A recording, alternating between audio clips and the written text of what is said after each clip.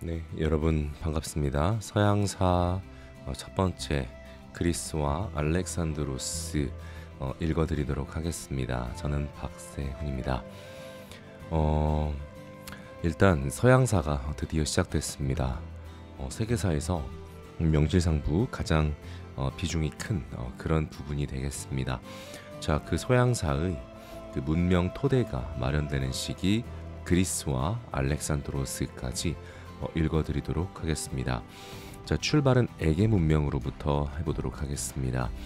기원전 3000년경부터 청동기를 바탕으로 한 해양 문명으로 오리엔트 문명을 그리스에 전달하는 역할을 했다. 자, 오늘날에도 이 그리스 밑에 크레타 섬이라는 섬이 있습니다. 자, 그곳을 바탕으로 했고요. 자, 이 크레타 문명은 미노스 문명이라고도 합니다.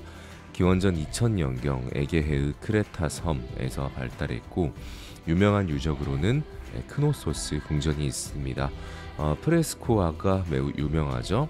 자, 그랬던 크레타 문명도 기원전 14세기 그리스 본토에서 내려온 미케네인에 의해서 무너집니다.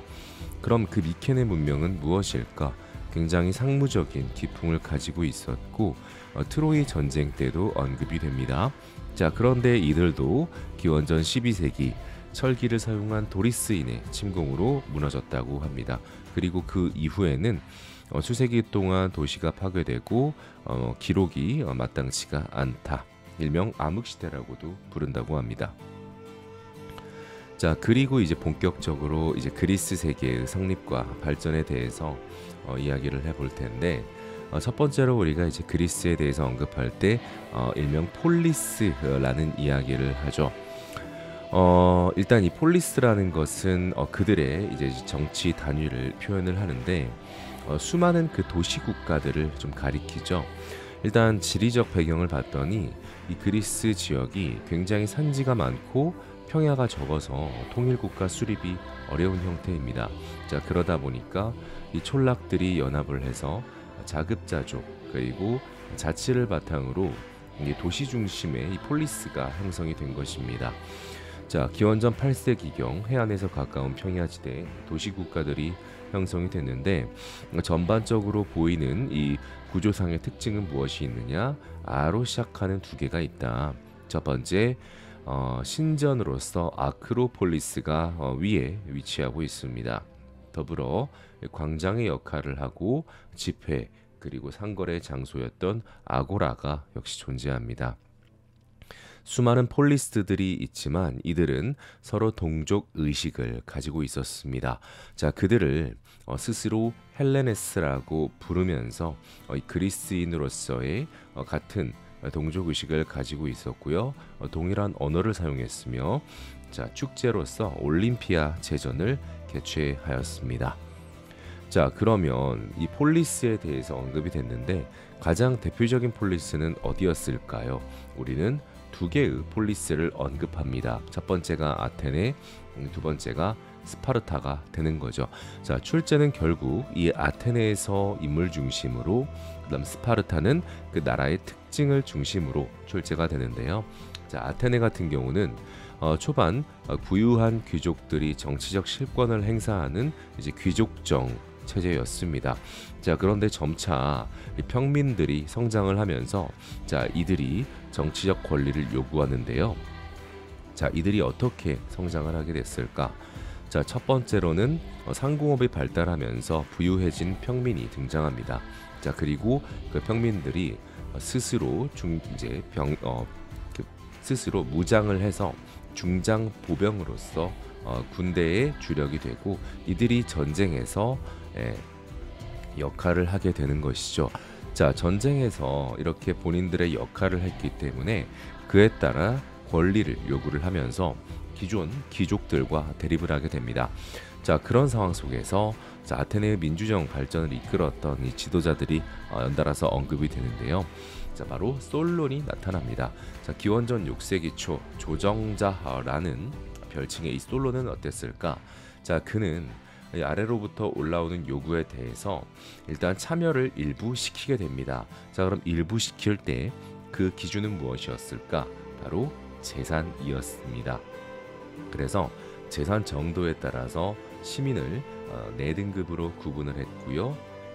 그걸 바탕으로 참정권을 차등 분배했습니다. 자, 그러다 보니까 결국은 평민은 평민 나름대로 지금 차등이 있었기 때문에 불만을 좀 가질 테고, 귀족은 귀족 나름대로 자신들만 가지고 있던 것을 일부를 평민한테 내놓았던 상황이 되기 때문에 양쪽 모두로부터 불만을 받다가 결국에는 물러나게 되는 것, 이것이 솔론이었고요. 자, 그 뒤를 이제 이은 것이 좀 혼란스러운 틈을 타서 독재로서 정권을 장악한 사람이 있습니다. 그것이 바로 기원전 6세기 페이시스트 트라토스가 되겠습니다. 자, 이 페이시스트라토스는 우리가 일명 참주정, 그래서 독재자를 뜻하는데요. 뛰어난 선동 능력으로 독재 권력을 장악을 이제 구축을 했었습니다. 자, 그러나 그 당대까지는 괜찮았을지 모르나 그 후대로 넘어가면서 결국에는 이 독재정이 또 무너지게 되고요. 그 뒤에 이 명실상부 아테네 민주 정치의 기초를 마련한 아주 언급이 잘 되는 사람이 한 명이 나옵니다. 그것이 바로 클레이스테네스가 되겠습니다. 자, 클레이스테네스 개혁은요, 부족제 개편, 500인 평의회 설치, 그리고 도편 추방제로 정리가 되는데요.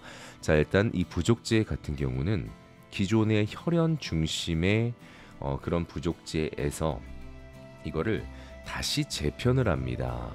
그냥 이제 거주지를 중심으로 부족제를 재편을 해요. 그래서 이제 10개의 구역으로 나누게 되거든요. 10개의 부족으로. 그럼 거기서 또 50명씩 뽑습니다. 그래서 이것이 민회가, 일종의 민회가 만들어지죠. 이것을 우리는 500인 평의회라고 부르고요. 이곳을 통해서 일상 행정이 담당이 됩니다.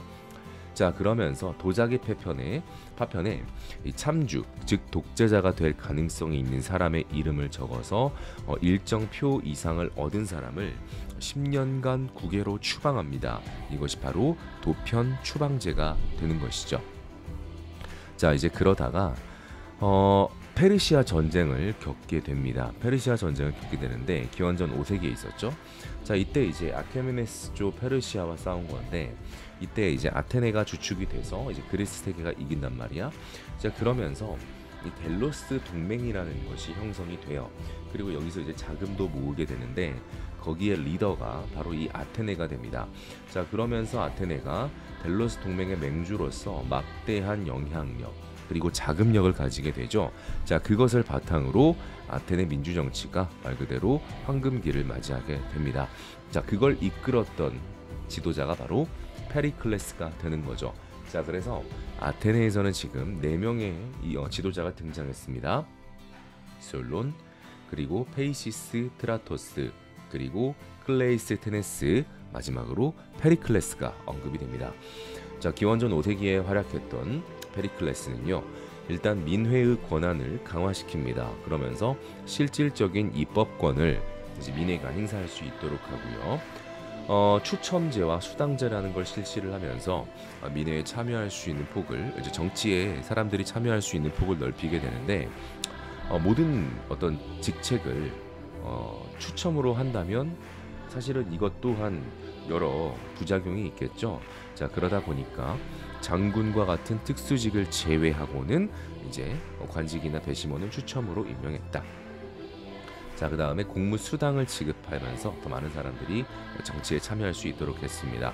자, 더불어서 파르테논 신전이라고 해서 이 아테네의 조화와 균형의 미를 잘 보여주는 유적이 있죠. 자, 그것이 바로 이때 만들어지게 됩니다.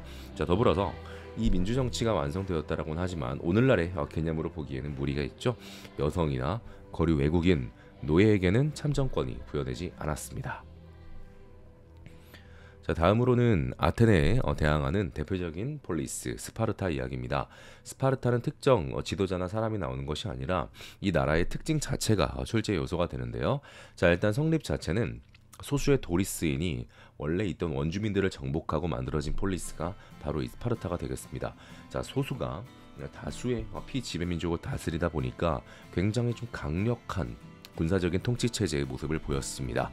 자, 일단 그들이 정복한 원주민은 가장 최하층이 되겠죠. 예속 농민의 형태인데요. 일명 헤일로타이로 삼아서 농사를 짓게 하고요. 그 다음에 반자유민적 존재 페리오이코이를 상공업에 종사시켰습니다. 자 그래서 헤일로타이 그리고 페리오이코이 이런 표현 자체가 스파르타를 찾게 하는 키워드로 출제가 잘 되었습니다. 자 더불어서 모든 남자 시민에게 집단 생활 그리고 엄격한 군사 훈련을 실시를 합니다. 자 그래서 이제 스파르타식 교육이란 표현이 이때부터 굉장히 많이 쓰이게 되죠. 자 전반적으로 그럼 이런 그리스 세계는 어떤 변화 과정을 거쳤을까? 자, 큰 두 개의 전쟁을 가지고 살펴보도록 하겠습니다. 첫 번째, 그리스와 페르시아 전쟁입니다. 자, 기원전 5세기에 있었는데요. 자, 배경으로는 우리가 이미 서아시아사 때 언급이 됐는데 아케메네스 왕조 페르시아가 지중해로 세력을 확대하고 이 터키 쪽, 아나톨리아 쪽의 그리스 식민 도시들을 압박합니다. 자, 그러면서 이 아케메네스 왕조 페르시아가 그리스 세계를 여러 차례 이렇게 침입을 하게 되는데 이때 아테네와 스파르타를 중심으로 이 단결한 그리스 세계가 승리를 거두었던 거죠. 대표적인 전투로는요 마라톤 전투, 살라미스 해전 이런 것들이 있습니다. 자, 결과적으로는 그리스 세계가 이기면서 아테네가 굉장히 번영을 하게 됩니다. 앞에서 한번 언급이 됐는데요.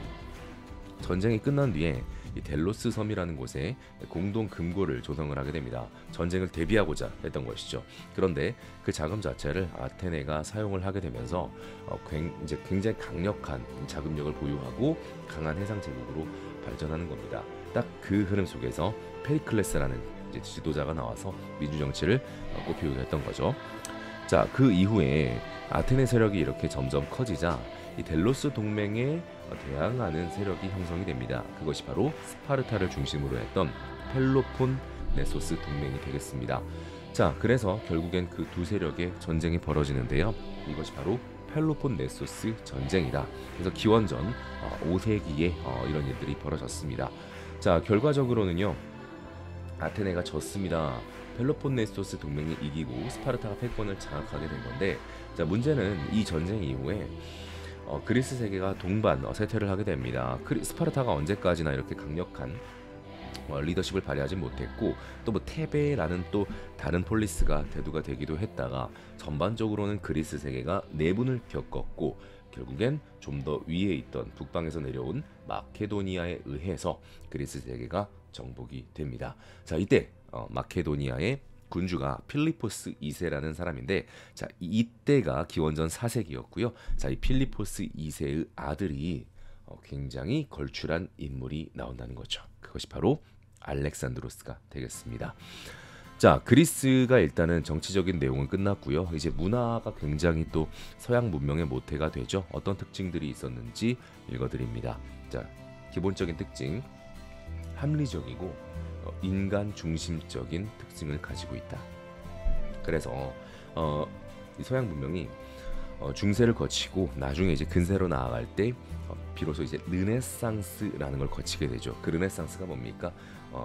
서양의 고대 문명의 부활을 뜻하죠. 바로 이 그리스 합리적이고 인간 중심적인 이런 것들이 훗날 다시 나타나게 됩니다. 자, 철학이 굉장히 발달했어요. 만물의 근원에 대한 탐구, 물을 주장하는 탈레스, 원자를 주장하는 데모크리토스 등등이 있었고요. 자, 그 다음에 진리의 상대성과 주관성을 주장했다. 소피스트들의 활동이 있었습니다. 반면 이런 소피스트들의 상대성을 비판하면서 보편적이고 절대적인 진리를 강조하는 소크라테스도 존재를 했고요.